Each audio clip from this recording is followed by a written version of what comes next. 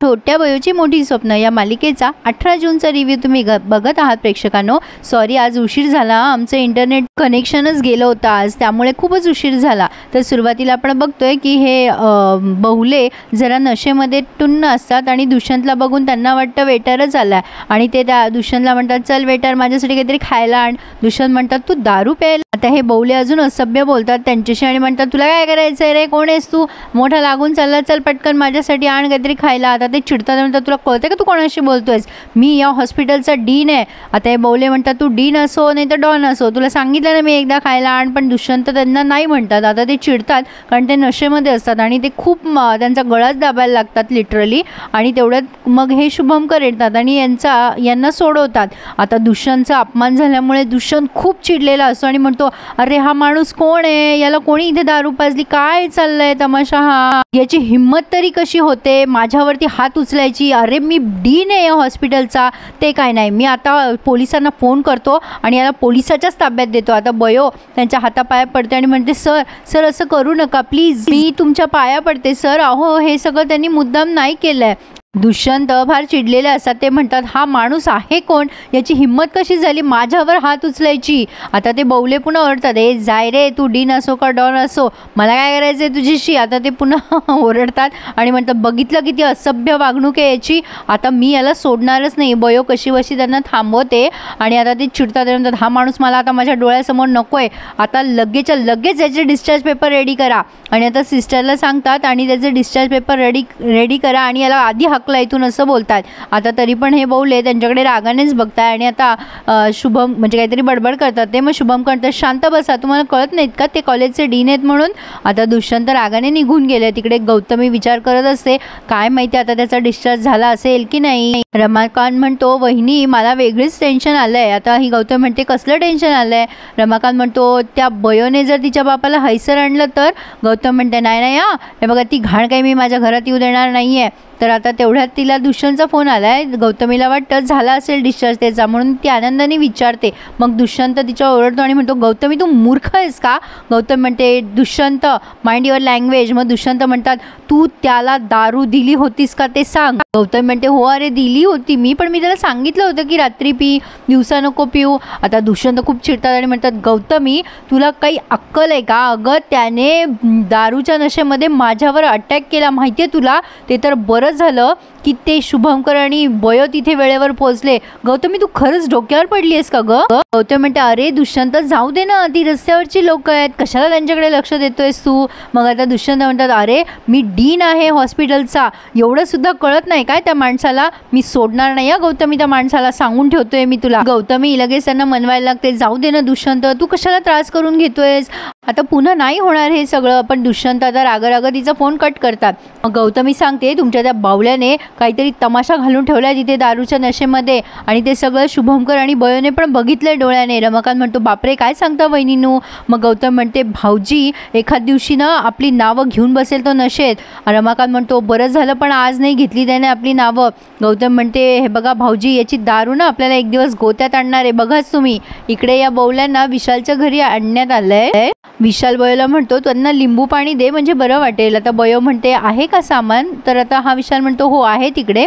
तर मग बयो त्यांच्यासाठी लिंबू पाणी बनवून आणते सुद्धा। मग शुभमकर म्हणतात हे तुम्ही सगळं मुद्दाम केलं ना तुम्हाला डिस्चार्ज मिळावा म्हणून। मग हे बौले म्हणतात नाही मला ना जरा टेन्शनच आलं होतं बघा, म्हणजे काय आहे ना मला सवय आहे ना दारू प्यायची आणि मी दारू पिल्यावरती कसा तरीच वागायला लागतो आणि मला कळलंच नाही हो मी कसा वागत होतो ते। आता बयो त्यांना विचारते की तुम्हाला कोणी दारू दिली, पण त्या प्रश्नाचं उत्तर ते देत नाही आणि इकडच्या तिकडच्याच गोष्टी करायला लागतात। बयो तू माझ्यासोबत राहू नको ग, मी खूप वाईट आहे, आणि आता स्वतःच्या तोंडात मारून घेत असतात तू खूप चांगल्या वातावरणात राहते, मी खूप वाईट आहे, तुझी दुनिया वेगळी माझी दुनिया वेगळी। बयो म्हणते बाबा असं म्हणू नका, तुम्ही माझ्या आहात ना, आता मी घेईल सगळं सांभाळून। मग शुभमकर म्हणतात बरं चला आपापले कामं करायला लागा आता। आणि आता लगेच ते बौले तिथे आराम करायला लागलेत। बयो म्हणते बाबा मी यांच्या जेवणा खावण्याचं बघते आणि मग पोहोचते हॉस्पिटलला, तुम्ही व्हा पुढे। शुभमकरांना खरं तर हे आवडत नाहीये पण आता काय करणार, आणि बयो सुद्धा अगदी सहजपणे शुभमकरांकडे दुर्लक्ष करते हा, म्हणजे आतापर्यंत त्यांनी एवढं सांभाळलं वगैरे ते सगळं गेलं कुणीकडे आणि हिचे वडील आले तर ही लागले उड्या मारायला। रक्ताचं नातं महत्त्वाचं असतंच पण केलेले उपकार विसरू नये कधी, तसं तर बयो विसरणाऱ्यातली नाहीये, पण असं एक जरा जाणवतंय की ती थोडीशी वेगळी वागतीये। असो, तर आता पुढे दाखवतीलच ते काय काय होतं आणि काय काय नाही. मग आता हे शुभमकर काळजीत असतात. मग विशाल विचारतो, काय झालं सर, का टेन्शन आलं आहे? मग शुभम म्हणतात, काही नाही रे, आपली बयो बघ ना किती भोळी आहे आणि हा माणूस बघ कसा आहे. विशाल म्हणतो, तुम्ही त्याची काळजी करू नका, बयो त्या माणसाला सुधरवेलच, पण तुमच्या काळजीचं कारण काहीतरी वेगळं आहे जे तुम्ही मला सांगत नाही आहात. शुभमकर म्हणतात, जाऊ दे अरे, बोलूयात नंतर. आता त्यांनी पुन्हा विषय टाळलाय आणि निघालेत त्यांच्या कामाला. आता ही बयो त्या बहुल्यांसाठी चहा करते आणि ते खुश होतात. ते म्हणतात, खरंच ग बयो, किती काळजी घेतेस ग माझी तू, एवढी काळजी माझी कोणीच घेतली नव्हती आतापर्यंत. भारतीनंतर एवढ्या प्रेमानं चहा माझ्यासाठी तूच केलास ग बयो. बयो म्हणते, बाबा आता ना तुमचे सगळे आनंदाचे दिवस येणार बघा, पण विशालच्या घरामध्ये एवढं मोठं किचन कुठून आलं, तो तर एकाच खोलीत स्वयंपाक करत होता ना. असो, माझ्या लक्षात आलं म्हणून सांगितलं. आता तेवढ्यात याला आलाय रमाकांतचा फोन. रमाकांत त्याच्या ओरडतो आणि म्हणतो, बहुल्या तू काय करून ठेवलंयस? आता हा मुद्दाम माणूस हॅलो हॅलो करतोय, मला ऐकू येत नाही आहे हॅलो, कारण त्याला बाहेर जाऊन बोलायचं आहे ना, बयोसमोर तो कसा बोलेल. मग गौतम म्हणते, काय झालं, बहुतेक बयो आहे वाटतं तिथे. मग आता हे बहुले बाहेर येतात बोलायला आणि म्हणतात, हां बोला, काय म्हणता, बयो होती तिथे म्हणून जरा बाहेर येऊन बोलतोय.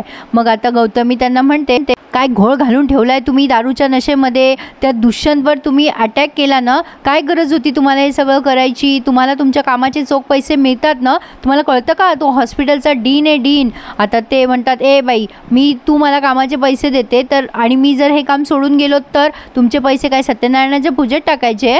मग रमाकांत म्हणतो, अरे बाबा बौल्या, अरे बहिणींना काळजी वाटते, टेन्शन वाटतं म्हणून ते तुला विचारताय ना. बरं तू मला सांग, तू त्या दुष्यंत सरांवर हल्ला का केलास? आता हा जोरात म्हणतो की तो तर एक नंबरचा गुंड आहे, त्याला तर मी बघूनच घेणार आहे. गौतमी जोरात ओरडते त्याच्यावर, अरे तुला काही कळतं का नाही रे, अरे तो डीन आहे हॉस्पिटलचा, त्याच्यावरती तू असं कसं धावून जाऊ शकतो? गौतमी त्याला बोलत असते तेव्हा तो म्हणतो, ओ बाई माझ्याशी एवढं बोलू नका जास्तीचं, तुम्ही काय मला विकत घेतलेलं नाही आहे. मग रमाकांत म्हणतो, हो बाबा ठीक आहे, आम्हाला समजलं, पण मला सांग तू आता कुठे आहेस? तुझा डिस्चार्ज झाला ना? मग तो सांगतो की मी विशालच्या घरी आहे. आता गौतम म्हणते, काय विशालच्या घरी? म्हणजे हा आणखीन गोष्टी वाढवणार आहे बाबा. हे बघा, तो विशाल अतिशय चापलूस माणूस आहे, जरा सावधान राहा त्याच्यापासनं, कळतंय का मी काय बोलते ते? आता लगेच तिकडे बयो आली आहे. मग हे लगेच विषय बदलतात आणि हो नाही, घेऊन टाका तुम्ही घर, आता मला नको आहे. मग फोन ठेवून देतात मुद्दाम. आणि रमाकांत आणि गौतमीची पुन्हा चिडचिड झाली आहे असं ते दाखवतात. बयो येते त्यांच्यासमोर आणि म्हणते, काय हो बाबा, काय झालं, कोणाशी बोलत होतात तुम्ही? आता ते बौले लगेच तोंड बारीक करतात, म्हणतात, काही नाही ग बयो, माझ्या घरमालकाचा फोन होता, ते घराचं भाडं भरलं नाही ना मी, त्याच्यामुळे ते विचारत होते की तुम्ही पैसे देणार आहात का, पोलीस कंप्लेंट करू? मी त्यांना सांगितलं की तुम्ही तुमचं घर घेऊन टाका ताब्यात. बयो म्हणते, बाबा अहो कशाला काळजी करताय, किती पैसे मला सांगा, आपण देऊन टाकू त्यांचे पैसे. तर आता हे म्हणतात, नको ग बयो, तुला कशाला उगाचच त्रास माझ्यामुळे. ती म्हणते, सांगा ना बाबा किती पैसे आहेत? मग ते म्हणतात 20,000, 20 का 30,000 असं काहीतरी सांगतात. मग बयो म्हणते, बाप रे एवढे पैसे? मग आता ते म्हणतात, बयो तुझ्याकडे नसतीलच ना ग? बयो म्हणते, नाही बाबा आहेत माझ्याकडे. मग ते विचारतात, कुठून आणलेस एवढे पैसे? बयो म्हणते, आईची सवय आहे ना पैसे जमवून ठेवायची, तसे मी काही साठवलेले आहेत, आपण देऊन टाकूयात त्यांना. मला आता तुम्हाला फक्त आणि फक्त आनंदातच बघायचं आहे बाबा, कारण तुमचं राहिलेलं आयुष्य आता कष्टात नाही गेलं पाहिजे. आता बयोचे विचार खरं तर चांगले आहेत. तर तेवढ्यात पप्प्यादादाचा फोन येतो तिला आणि पप्प्यादादा सांगतो की रूम मिळाली आणि ती तिच्या बाबांना सांगते, बाबा रूम मिळाली, आता 2 दिवसानंतर आपण तिथे शिफ्ट होऊयात. आता हे बौले मनात विचार करतात, चला बरं झालं, या विशालच्या घरी राहायचं काम नाही पडणार, म्हणजे आता मला माझ्या मनासारखं जगता येईल. आणि इथेच त्यांनी हा भाग पूर्ण केला. पुढे आपण बघतोय बयो सांगते की रूम मिळाली आहे बाबा. आता शुभमकरांना आठवतं की नवटाक बहिणी कसा त्रास दिला होता बयोला. आता ते म्हणतात, अगं शुभमकर म्हणतात, राहू दे ना त्यांना विशालच्या घरी, ते एकटे कसे राहतील? बयो म्हणते, एकटे कशाला, मी राहील ना त्यांच्याबरोबर. आता हिने असं बोलल्यानंतर विचार करा त्या शुभमकरांच्या मनाला काय वाटलं असेल. त्यांनी तर त्यांच्या सख्ख्या मुलीपेक्षाही जास्ती हिच्यावर प्रेम केलं आणि ही अगदी एका क्षणात त्यांना परक करतीये. बघूयात पुढे काय काय दाखवत आहेत ते. आवडला असेल रिव्ह्यू तर लाईक करायला विसरू नका हो प्रेक्षकांनो. किती उशीर पाशीर झाला तरी मी रिव्ह्यू आठवणीने देते. So please subscribe and like my channel. धन्यवाद.